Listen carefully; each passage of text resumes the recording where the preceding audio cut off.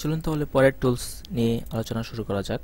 তো আমরা এর আগে 3টি টুলস দেখেছিলাম এবং এরপর আছে হচ্ছে ripple edit tools. Ripple edit টুলসের কাজ আমরা দেখব।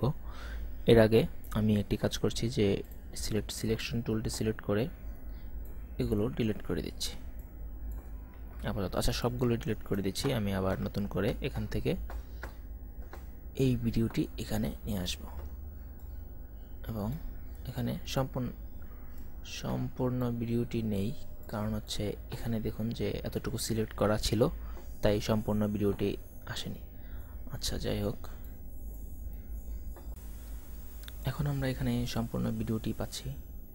তো আমি চাচ্ছি এই ভিডিওটি ঠিক এখানে আমি কেটে ফেলব। তো আমি যাব রেজর টুলসে গিয়ে আমি এটিকে কাটব। তো আমার এই ভিডিওটি এখন দুটি পার্ট।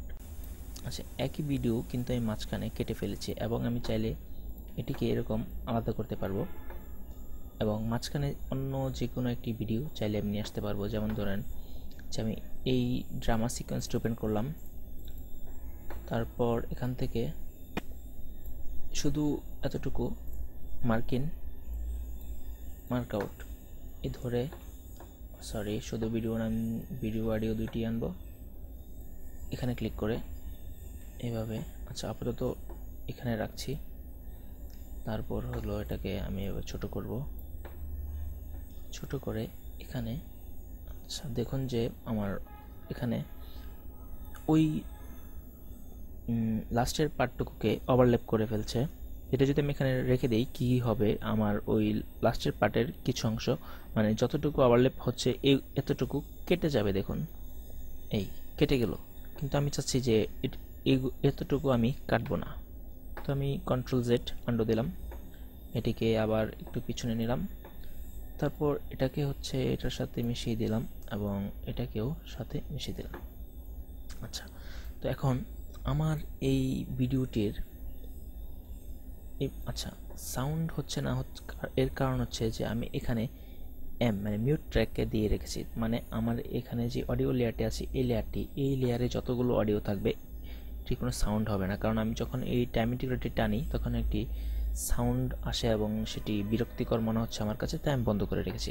আচ্ছা, এটা আপাতত মিউট থাকুক, আমি আপনাদের বোঝানোর জন্য এটা দেখাচ্ছি যে আচ্ছা, আমি আপনাদেরকে বোঝানোর জন্য যেহেতু কাজ করছি, তো আপাতত আমার মনে হয় না সাউন্ড প্রয়োজন আছে। যখন আমি অডিও এডিটিং দেখাবো তখন সাউন্ড অন করে দেব। আচ্ছা, তো এখানে একটি ভিডিওকে আমি মাঝখান থেকে কাটলাম এবং মাঝখানে অন্য একটি ভিডিওর একটি সিন নিয়ে এসে রেখে দিলাম। তো দেখুন যে এই ভিডিওটি এখানে শেষ এবং মাঝখানে অন্য একটি সিন আসলো, তারপর এটি শেষ হওয়ার পর আবার ওই ভিডিওর বাকি অংশ এখান থেকে শুরু হলো। তো এখানে এই রিপল এডিটের কাজ কি? আমি যদি চাই এখন যে এই ভিডিওটি আমি চাচ্ছি এটা এখানে না, এটা হচ্ছে ঠিক এইখানে এসে শেষ হবে, তার মানে এটিকে এভাবে ছোট করতে হবে অথবা এই রেজর টুল দিয়ে কাটতে হবে, কেটে ডিলিট করতে হবে, এটা কেটে দিতে হবে এবং এই ড্রামা এটাকে এভাবে এখানে এসে আবার মিলিয়ে দিতে হবে, অথবা এখান থেকে রাইট বাটন ক্লিক করে রিপল ডিলিটে দিতে হবে, তাহলে সম্পূর্ণ আবার এসে লেগে যাবে। তো এই কাজটুকু করতে আমার যতটুকু কষ্ট হয়েছে, এর চেয়ে সহজে যেই কাজটি করার যেই ওয়েটি, সেটিই হচ্ছে এই রিপল এডিট টুল। এটি কিভাবে করব তো আমি আবার দেখাচ্ছি, Ctrl Z আন্ডু। আচ্ছা, আমার এই ভিডিওর লাস্ট দেখুন এই সিন, তো আমি চাচ্ছি, আর এটার শুরু হচ্ছে এই গাড়ি থেকে, তো আমি চাচ্ছি যে এটা হচ্ছে থাকবে এখানে এই জায়গায় এবং এই গাড়ি থেকে শুরু, এটাই যেখানে আছে সেখান থেকেই শুরু হবে। তো আমার এখানে এই ভিডিওটা আমি শেষ করব। তো আমি যাচ্ছি, এটা সিলেক্ট করলাম, সিলেক্ট করে এই রিপল এডিট টুলসে দিলাম, এখানে ধরে ছোট করে দিলাম। দেখুন অটোমেটিক্যালি এটি কেটে ছোট হয়ে গেল এবং এই পিছনের যেই দুইটি ভিডিও ফুটেজ ছিল সাথে চলে এসেছে অটোমেটিক্যালি। নয়তো আমার কাটতে হতো, ডিলিট করতে হতো, রিপল ডিলিট করতে হতো। এখন আমি অটোমেটিক্যালি এটা দিয়ে ছোট করেছি, ডিলিট হয়েও গেল এবং এটি এসে মিলিয়ে গেল। এই ছিল রিপল এডিট। এবং এরপরে হচ্ছে যে রোলিং এডিট টুলস। এটির কাজ, রোলিং এডিট টুলসের কাজ হলো আমার এই ভিডিওটির লাস্ট সিন হচ্ছে এই স্কুলের সিনটি এবং এটা হচ্ছে গাড়ি।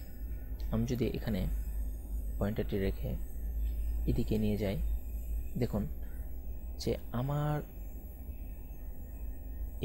ওই যে ড্রামা ভিডিওটি এবং রেপ্টো কমার্শিয়াল, এটি এদিকে নিয়ে যাচ্ছি যত ধীরে ধীরে এটি ছোট হচ্ছে এবং ওই ভিডিও থেকেও কিছু অংশ চলে আসছে, মানে বের হচ্ছে। যেমন দেখুন, এই ভিডিওটি আমার ছিল এই গাড়ি থেকে শুরু, কিন্তু এটার যে আগে কিছু ফুটেজ বাকি ছিল এটিও বের হয়ে চলে এসেছে এবং এটাও ছোট হয়ে গেল। আমি যদি আবার এদিকে নিয়ে যাই, দেখুন এই যে স্কুলের সিনটি আমি দেখতে পাচ্ছি এখানে লাস্ট, এবং পরের সিকোয়েন্সটি আবার সেই গাড়ি থেকে শুরু হলো। এর মানে হচ্ছে যে রিপল এডিট টুলসের কাজ হলো এটিকে ছোট করবে, এটি থেকে কোনো ভিডিও বের হবে না, এটার সাথে চলে আসবে, এসে এটার সাথে চলে আসবে এবং এখান থেকে আবার এটি ঠিক যেই জায়গা থেকে শুরু সেখান থেকেই শুরু হবে। আর রোলিং এডিট হলো এটিকে এদিকে নিলে ছোট করবে এবং এটার যে ফুটেজগুলো বাকি এটি বের হবে। আবার এদিকে যদি যাই, এটার বাকি ফুটেজগুলো বের হবে এবং এটার যে ফুটেজগুলো আছে এটাও আস্তে আস্তে ছোট হতে থাকবে। এই ছিল রোলিং এডিট এবং রিপল এডিটের কাজ। তো রিপল এডিট এবং রোলিং এডিট তো আমরা দেখলাম, পরবর্তী লেসন দেখতে সঙ্গেই থাকুন। ধন্যবাদ।